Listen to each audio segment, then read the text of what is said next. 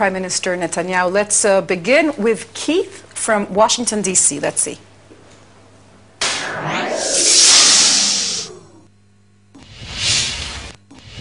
Mr. Netanyahu, my name is Keith Clark, and I have a question that's on all the minds of all Americans is how does Israel feel about the current eruptions of violence throughout the entire Middle East? Which side are you on? Which side do you take? Do you agree with how America has reacted to what's going on in the Middle East? And do you, as a country of Israel, do you feel threatened in any way, shape, or form about the current violence and eruptions that are going on across the Middle East? Thank you. Thank you, Keith. I mean, that's a lot of questions, but I'll try to answer them. First of all, we're all on the same side. America, Israel, the democratic world, we all want to see the triumph of democracy. I mean, it's clear that the peoples of the Arab world and Iran, where it actually began, this whole thing began not in Tunis, but in Tehran, a year and a half ago, where people stormed the streets because they had a fake election. They stole the election from them. So we all want to see people from Iran to Tunis and in between have democracy, because democracy is a friend of peace. But we're all concerned, I suppose, that the democracy will be hijacked by radical regimes or militant Islamic regimes. This happened 5 years ago in Lebanon. In Lebanon, there was the Cedar Revolution. All these people wanted to see a liberal, open, tolerant Lebanon, and 1 million of them walked in the streets of Beirut. 5 years later, we don't have that kind of democracy in Lebanon. We have a theocracy. We have Iran and Hezbollah controlling Lebanon. So clearly, we want real democracy. We don't want a militant theocracy. That's the side we're on. And if democracy triumphs, then it'll be good for peace and good for our security. If Iran and radical regimes triumph, it'll be bad for our security.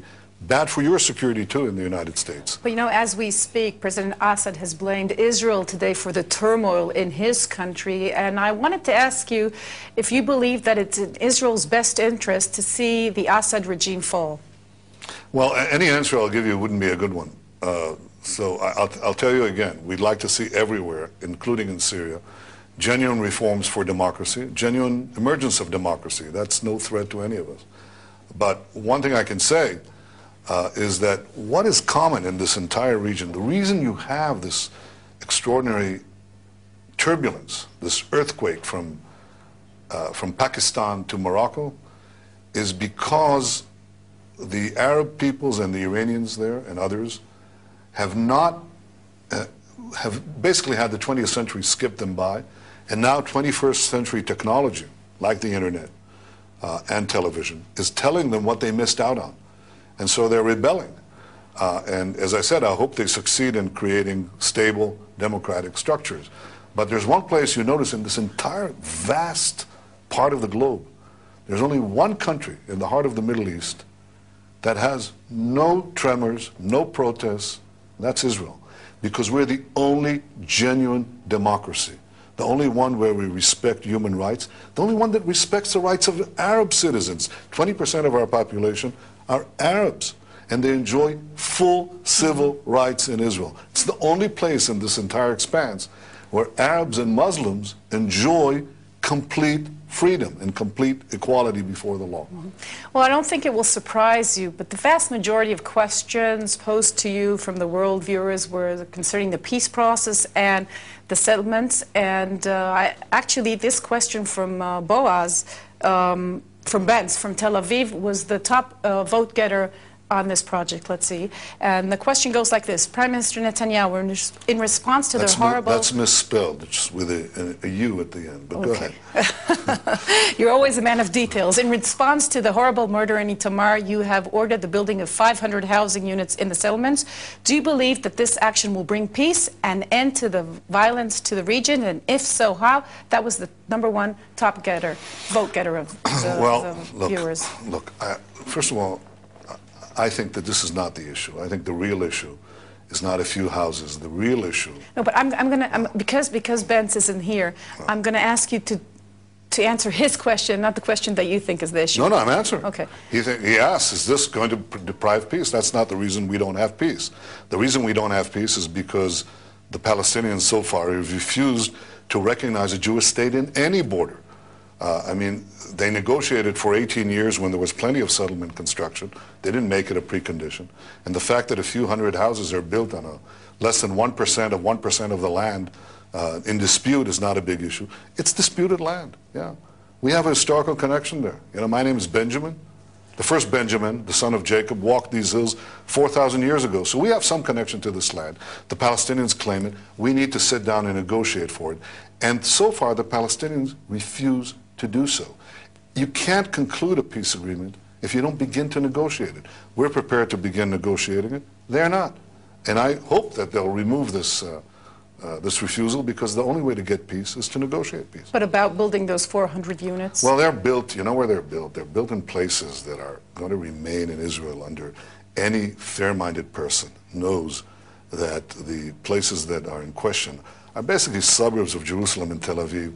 Nobody expects us to dismantle these places. Even our Palestinian interlocutors often admit privately that they'll have to accommodate that, but they don't admit it publicly. But publicly, they do today, this campaign. The UN Secretary General Ban Ki-moon practically told Israel to surrender and give up all settlement activities, and he said that the Jewish presence in the West Bank and Eastern Jerusalem is morally and politically unsustainable and must come to an end. That's what he said today. I think that anyone in his right mind knows that this is part of the ancestral Jewish homeland. It's in the Bible. We've been there for 4,000 years. We understand, and other people lives there. We have to divide. We have to have some kind of compromise, but it can't be that we'll kick out 350, 400,000 Israelis who live there, and they're in places that, many of them, by the way, were kicked out before the start of Israel, the founding of Israel, by hostile Arab armies. There has to be a negotiated agreement. It can't be by dictate. It can't be by changing and distorting history. You know, we had 50 years of a conflict against the Jewish state and the idea of the Jewish state before there was a single Israeli in any one of these settlements. What was that all about? Mm-hmm. There weren't Israelis in Judea-Samaria, in the West Bank, or in Gaza. This was in Arab hands for 50 years, half a century, from 1920 till 1967. The Arabs attacked us again and again and again. Why did they attack us if they had this area where the settlements are? Why did they do it? Mm-hmm. They did it because they refused to recognize the right of Israel to exist in any border. The issue of settlements has to be resolved. It has to be resolved in negotiations. We're prepared to enter those negotiations. But those negotiations will have to get the Palestinians to say, yes, we recognize a Jewish state. Yes, we'll have to make compromises on our own. Yes, Israel will be here permanently. And so far, they refuse to say that. And most people around the world don't know that they refuse to say that. So I value the fact that we have this direct contact, and I can talk to millions of people around the world. So you know what? Let's talk to some questions coming from Ohio now. Mm-hmm.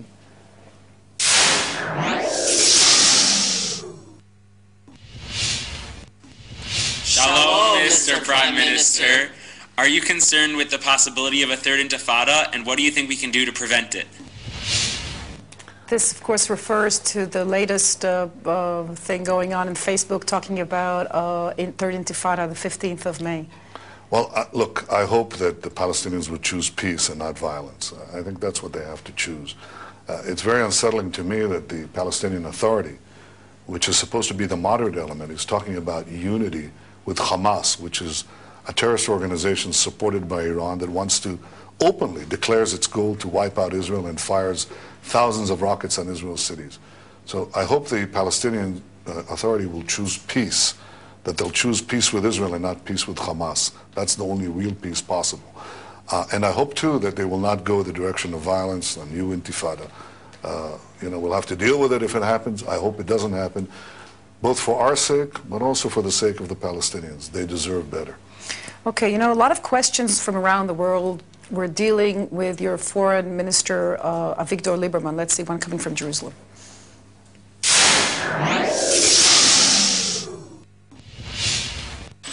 Hello, Prime Minister Netanyahu. My name is Jonah, and I made Aliyah from the United States 4 years ago. In the United States, I witnessed the wave of delegitimization and the public diplomacy challenges that Israel faces. In light of this, why have you allowed Avigdor Lieberman to serve as our foreign minister, considering that he is completely incompetent at the position that he has single-handedly created several diplomatic crises, and that he has publicly challenged the stated positions of your own government. Thank you, ותודה רבה. Well, first of all, Jonah, I'm glad you emigrated to Israel, made Aliyah.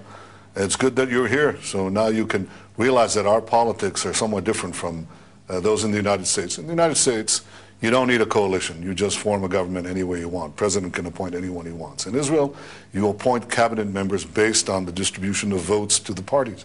I think your characterization of Avigdor Lieberman is wrong. I think that I think that he shares many of my concerns about security. He's opened up some important places that Israel didn't really have diplomatic opening to in Africa and Central and Eastern Europe and elsewhere. But you know, if you really want to change Israeli politics, why don't you vote in the next elections? Give the Likud 95 seats, and that way we can choose whoever whoever comes to mind at a particular time. So you're saying to Yonah that if you could, Avigdor Lieberman wouldn't be your first choice for a foreign prime minister. You understand that he is scaring the world and speaking in a different voice than you. No, look, first of all, he's not Avigdor Lieberman. Is a colleague and a friend, and we work together on important issues regarding Israel's security and its future.